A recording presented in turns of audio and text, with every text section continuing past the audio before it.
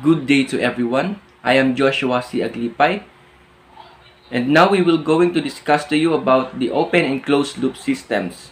But before that, let me introduce you first my group mates, Mr. Sebastini A. Tamangan, Mr. Ashley Ped, and Mr. Joseph Christian C. GUZMAN. So now, what is open and closed loop systems? What is open and closed loop systems? The open loop and closed loop are the two types of control system. The open loop system works on input and it is simple in construction, while the closed loop system is complex and their output depends on the input. One of the significant difference between the open loop and closed loop control system is that in an open loop system, the desired output does not depend on the control action, while in the closed loop system, the desired output depends on the control action of the system. Here are some comparisons between open loop and closed loop systems. Definition: in open loop system, the system whose control action is free from the output, while closed loop system, the output depends on the control action of the system.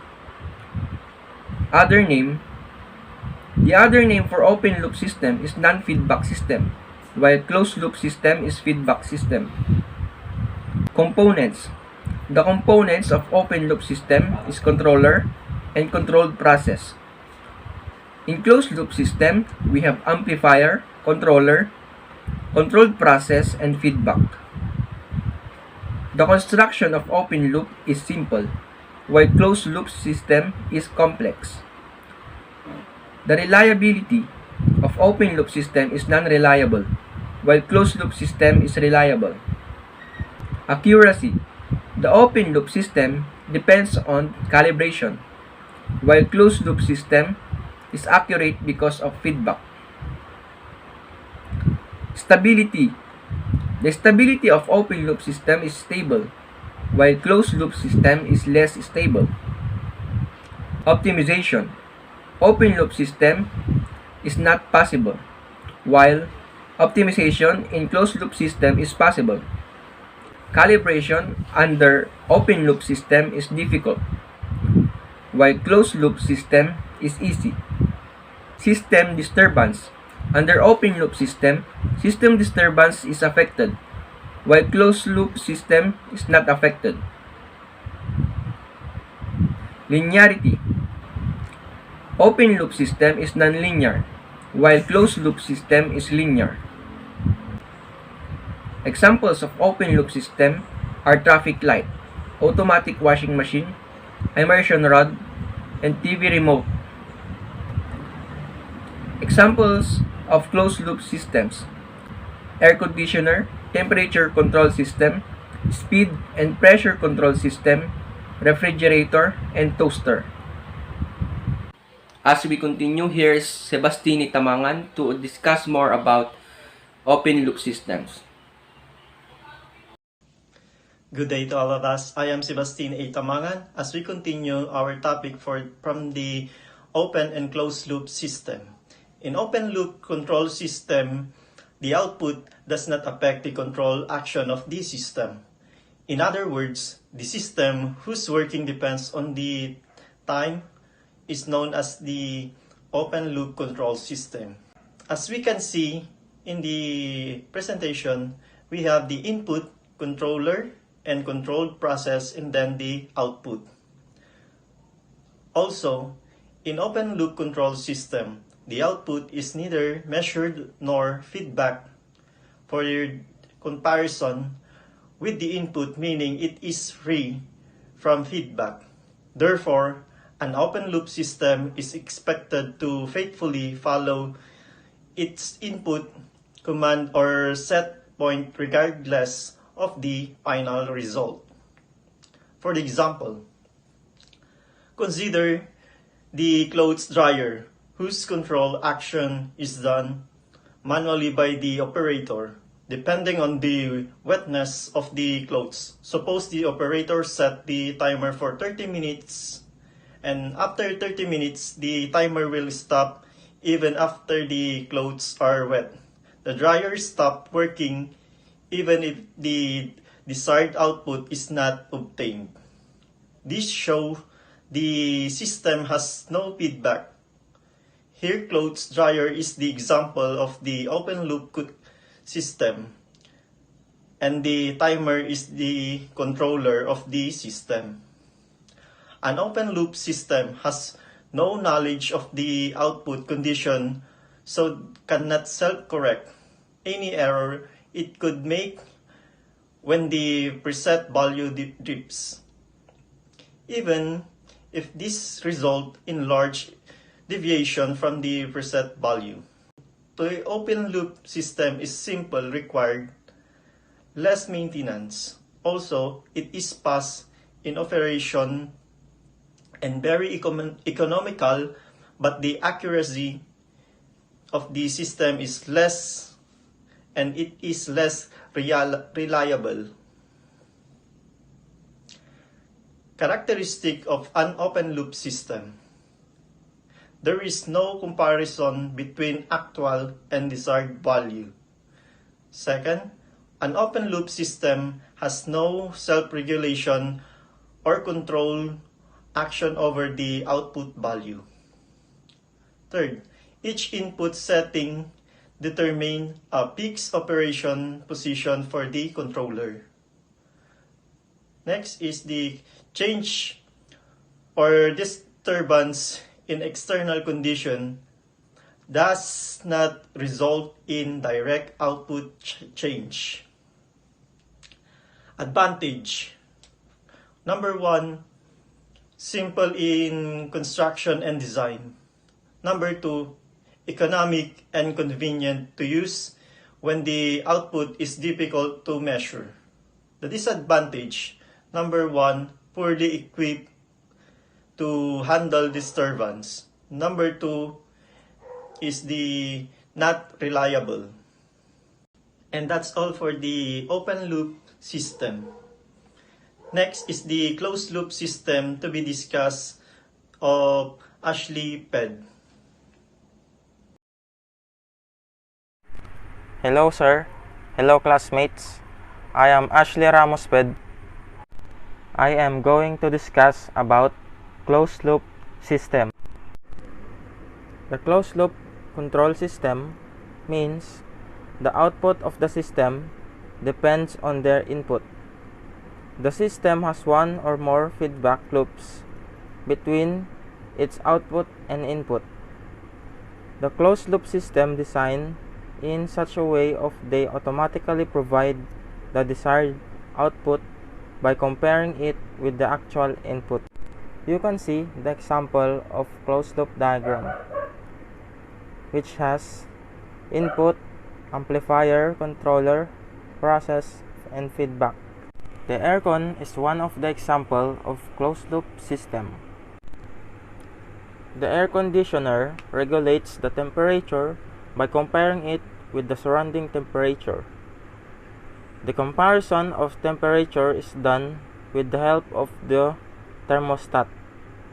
When the AC provides the error signal, which is the difference between the surrounding temperature and room temperature, the thermostats turn on or turn off the compressor. The term closed loop control always implies the use of a feedback control action in order to reduce any errors within the system, and its feedback which distinguishes the main differences between an open loop and a closed loop system. The accuracy of the output thus depends on the feedback path, which in general can be made very accurate, and within electronic control systems and circuits, feedback control is more commonly used than open loop or feed-forward control. Closed loop systems uses feedback where a portion of output signal is feedback to the input to reduce errors and improve stability. The closed loop system is more reliable and accurate, but the system is very expensive and requires high maintenance. Characteristics of a closed loop system: to reduce errors by automatically adjusting the system's input, to improve stability of an unstable system, to increase or reduce the system's sensitivity, to enhance robustness against external disturbances to the process, to produce reliable and repeatable performance. The advantages are high accuracy, more reliable, complex in design, and the disadvantage is expensive. That's all for my topic. Next to discuss is Mr. Joseph Christian de Guzman. Hello sir. Hello classmate. I am Joseph Christian de Guzman. My topic is key differences between open loop and closed loop system. First, the open loop system means the output of the systems is free from their input.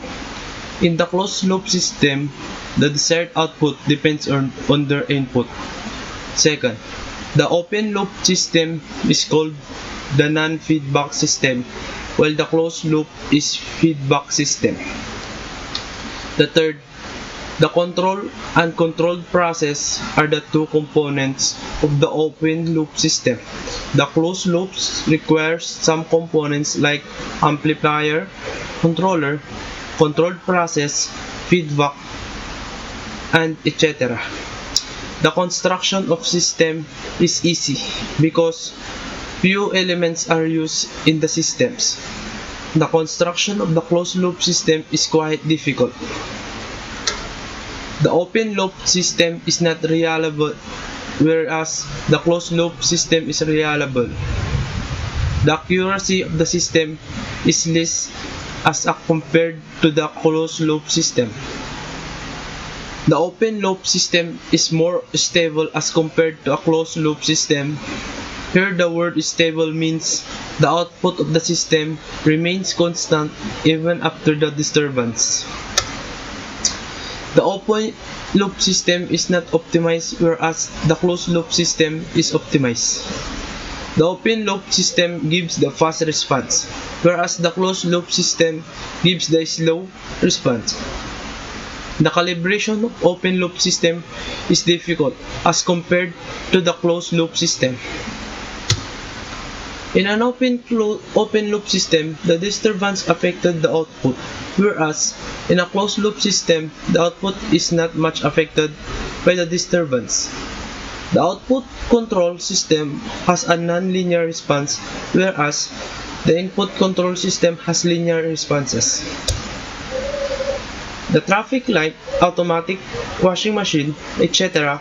are the example of the open loop system, whereas the temperature controller, toaster are the example of closed loop system. That's all for my topic. Thank you for listening.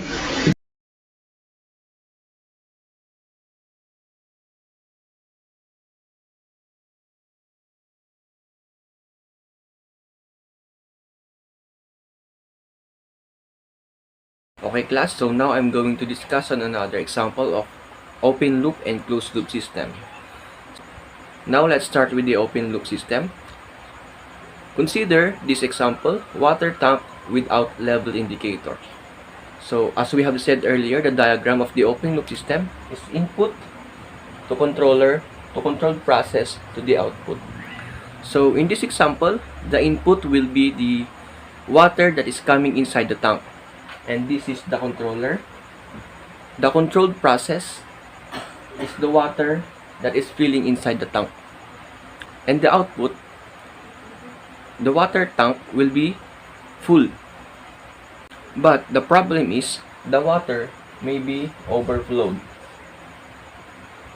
Because in open loop system, we have no feedback. So that is an simple explanation of open loop system.